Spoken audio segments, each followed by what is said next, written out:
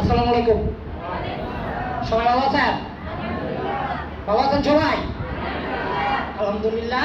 আজকে আমাদের ধরতে গেলে একটা স্বপ্নের দিন বলা চলে।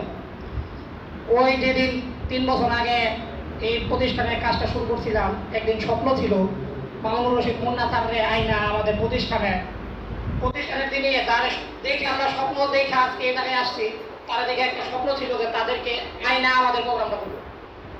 এই প্রোগ্রামে আবার আমি সেলিব্রিটি, তাহলে আমার অনুভূতি কেমন হতে পারে আপনারা বলেন? ভালো না খারাপ? সেরা। আমি শুরুতে বলবো যে আজকে আমি 3 বছরের অধিক সময় এই টিএমসিতে আছি। কম দিন, কম কষ্ট বা কম সুখ বা কম দুঃখ, কোনো কিছু কম হয় নাই। তবে আজকের এই মহেন্দ্র ফোনে এসে যদি আমি আমার অনুভূতি শেয়ার করা বলি, আমার সব দিকটা সুখ আছে।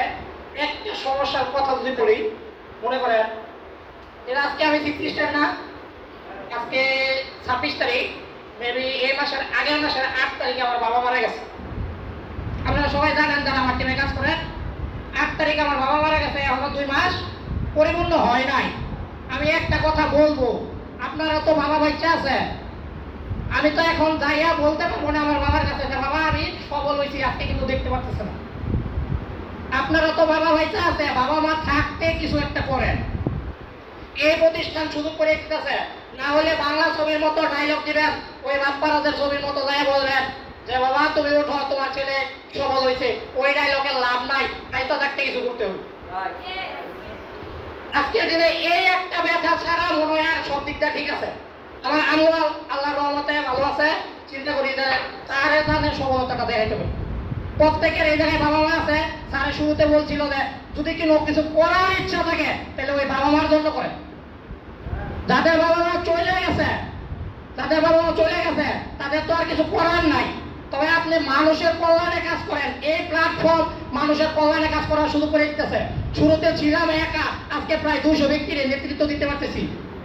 কথা বলতে পারতাম না। এই মামুনুর রশিদ মুন্না স্যারের ট্রেনিং করে, কাজীবুল ফয়সাল স্যারের ট্রেনিং করে আস্তে আস্তে আজকে মানুষের সামনে কথা বলা শিখছি। অনুভূতির কথা বলতে গেলে 3 বছর কাজ করি, এই 2-3 মিনিটে শেষ করা যাবে না। তবে একটা কথাই বলবো, যদি এই জায়গায় থাকেন, হাসান স্যারের একটা কথা থেকে শিখা, যে ছাড়ে না সে হারে না। আর তার ষড়যন্ত্র প্রমাণ আমি নিজে, কারণ আমার পরে এসে অনেক মানুষ ব্যবসা থেকে গেছে, আমি নিজে দেখছি। কিন্তু আমি শুধুমাত্র লাইগা ছিলাম বিদায় আজকে এই প্রতিষ্ঠানে আমার একটা অবস্থান তৈরি করতে পারছি।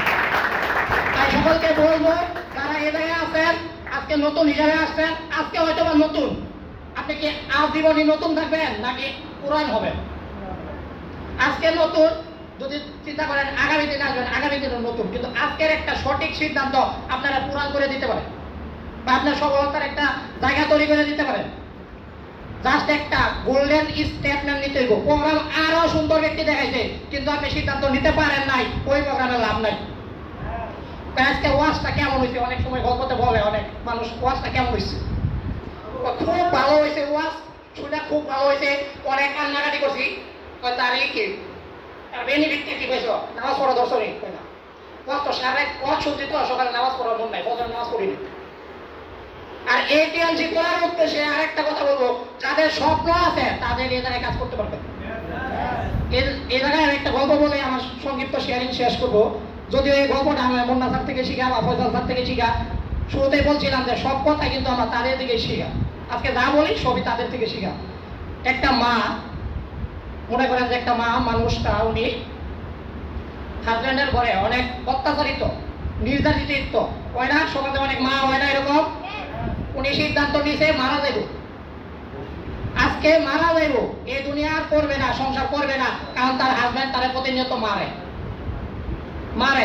সিদ্ধান্ত নিতে উনি মারা যাবে, ফ্যানের মধ্যে গামছাটা পেঁচে আলাইছে বা উন্নাটা পেঁচে আলাইছে, উনি মারা যাবে সিদ্ধান্ত নিছে। ওই টাইমে তার একটা সন্তান ছিল, ঘুমের থেকে ঘুম পাড়িয়ে রাখছিল, রাইখা মারা যাওয়ার চিন্তা ভাবনা করছিল। ওই সন্তানটা চিৎকার করে উঠে গেছে। মারা সঙ্গে সঙ্গে সিদ্ধান্ত চেঞ্জ, ওর বাবার জীবনে সুখ পাই নাই, ঠিক আছে, কিন্তু এই সন্তানটা একদিন আমার বড় হয়ে হয়তো দেখবে। তাই বলবো, একটা মানুষ কয়দিন ওই মারা স্বপ্ন দেখছে, বড় হয়ে এমন হইতে পারে সন্তানটা দেখতেও পারে, নাও দেখতে পারে, কিন্তু ওই দিনের স্বপ্নটা তারা আগামী দিন বাঁচাই রাখছে। হয়তো স্যারের কথা থেকে, ফয়সাল স্যারের কথা, মুন্না স্যারের কথা থেকে আপনি একটা স্বপ্ন দেখতে পারছেন কিনা, তাদের মতো আমরা হইতে চাই। ওই 2022 সালের দিকে আমি নিজে স্বপ্ন দেখছিলাম আমি তাদের মতো হইতে চাই, ওই পিছন থেকে আজকে এ জায়গায় আসতে পারছি। এমন কিছু অর্জন না 669টা যদিও, তবে বলতে পারি একটা সিদ্ধান্ত নিতে পারছি। আপনারা যদি এই সেমিনার থেকে বা এই আলোচনা থেকে একটা রাষ্ট্র সিদ্ধান্ত নিতে পারেন, আমার থেকে ভালো জায়গায় যেতে পারবেন।